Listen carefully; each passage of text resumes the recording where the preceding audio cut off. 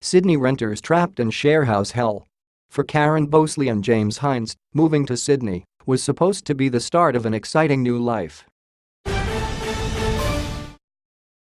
For Karen Bosley and James Hines, moving to Sydney was supposed to be the start of an exciting new life. But the Hobart-raised pair were in for a shock when they moved up to the harbour city, where they'd get to know the housing affordability crisis firsthand. After being turfed out of their Ashfield apartment, when they learned the man they were renting from was illegally subletting, the couple had to find a place to live quickly. So when a friend on Instagram told Ms. Bosley a room in her Paddington share house was about to become available, the couple packed their things and moved across town. It's riddled with cockroaches, the roof is dipping, and the bathroom water from the shower gets trapped in the door, she said.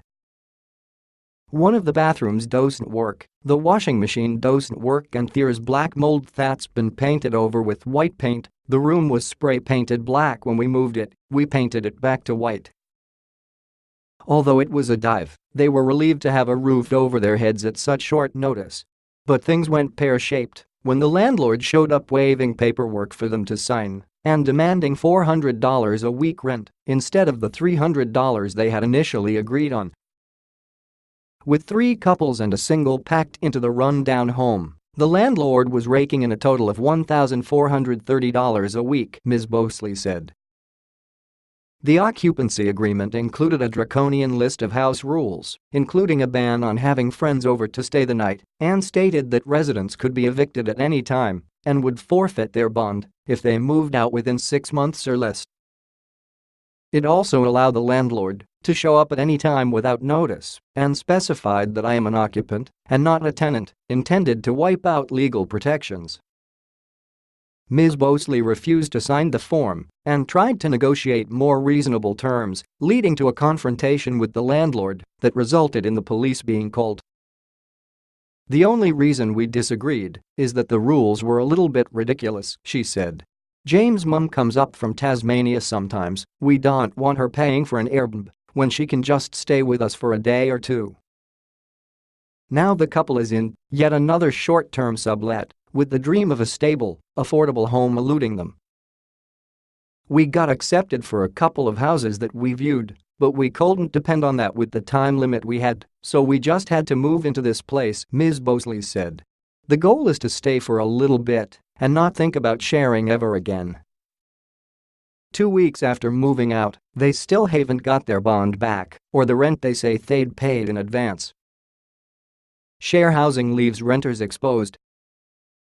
It's an ordeal that's becoming more common in the crowded, expensive rental market, said Ned Kutcher of the NSW Tenants Union. For people living at the cheaper end of the market, it's an enduring problem, and that's because the cheaper end of the market has all but disappeared in real terms, Mr. Kutcher told news.com.au. The space in which these kind of charlatans might operate is growing as housing affordability slips away from us.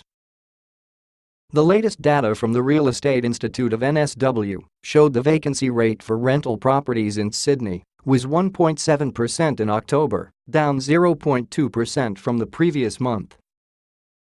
Fierce competition for rental properties meant that occupancy agreements like the one Ms. Bosley and Mr. Hines were asked to sign were cropping up more often, Mr. Kutcher said.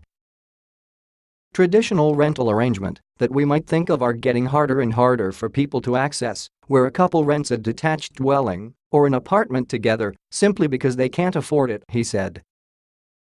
And so they look to share with others, or they look to the more affordable option, which is a granny flat or a room in somebody's house, and expose themselves to these potential problems with their rights. While a standard lease or residential tenancy agreement contains statutory protections that stop a landlord from evicting tenants for no reason, alternative arrangements can leave renters in a legal limbo. The union is lobbying to have the law brought up to scratch to protect everyone who rents a room or dwelling, whether they are on the lease or not. Boarders and lodgers, people living in a share house without a written agreement, or even with a head tenant, could be on very shaky ground in terms of their rights, Mr. Kutcher said. They may think they have rights, where in fact they don't. And often people don't realize this or come to understand what their rights are until a dispute is in full swing. Both the NSW and Victorian governments are reviewing their residential tenancy acts, with new legislation due to be introduced in their respective parliaments early next year. We'd like to see statutory protections for everyone who pays a fee or rent in exchange for their principal place of residence, ensuring that share house tenancy agreements are not excluded from coverage of the Residential Tenancies Act, Mr. Kutcher said. Dana.Macaulay at news.com.au